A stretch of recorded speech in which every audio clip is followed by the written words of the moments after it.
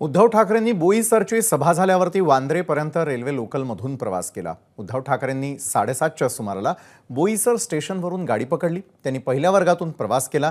त्यांच्यासह संजय राऊत आणि इतर शिवसेनेचे नेते देखील होते।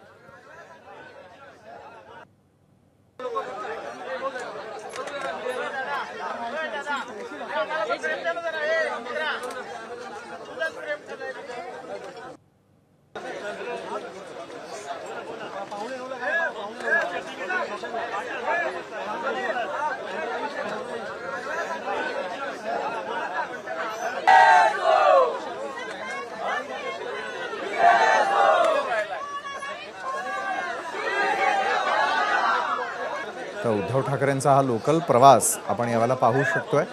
लोकल प्रवासाने त्यांनी बोईसर ते वांद्रे असा हा लोकल प्रवास पूर्ण केला। पहिल्या वर्गातून उद्धव ठाकरेंचा हा प्रवास सुरू होता। ज्यावेळेला उद्धव यांचा हा प्रवास सुरू होता त्यावेळेला इतर शिवसैनिकांनी त्यांच्या नावाचा जयघोषही केलेला आपण ऐकतोय। तर आजची ही पालघरमधली सभा संपल्यानंतर उद्धव ठाकरेंनी थेटपणे लोकलने प्रवास करणं पसंत केलं। बोईसर ते वांद्रे लोकल असा त्यांचा हा प्रवास संध्याकाळी 7:30 वाजता सुरू झाला।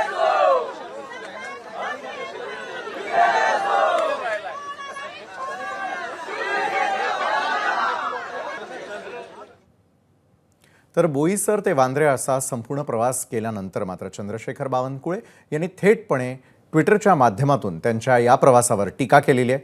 काय म्हणतात चंद्रशेखर बावनकुळे पाहूयात। एक्सवरती व्यक्त होताना ते म्हणतात, महाराष्ट्रात मोदींचं नाणं नाही तर फक्त माझं नाणं चालणार। अशी दर्पोक्ती आणि अहंकाराची भाषा आज उद्धव ठाकरेंनी केली।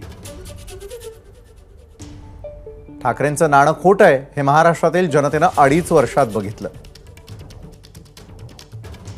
महाराष्ट्रात फक्त माझं नाणं चालणार असं सांगून तुम्ही काँग्रेसला तर कवडीमोल ठरवून टाकलं।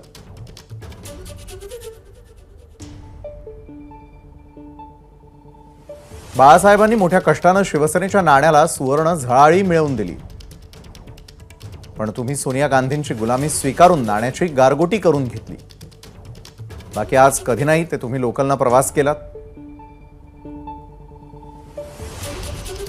यावेळी मुंबईकरांशी चर्चा केली असती तर तुम्हाला मोदी की गॅरंटी या नाण्याचा खणखणीत आवाज ऐकू आला असता। एबीपी माझा, उघडा डोळे बघा नीट।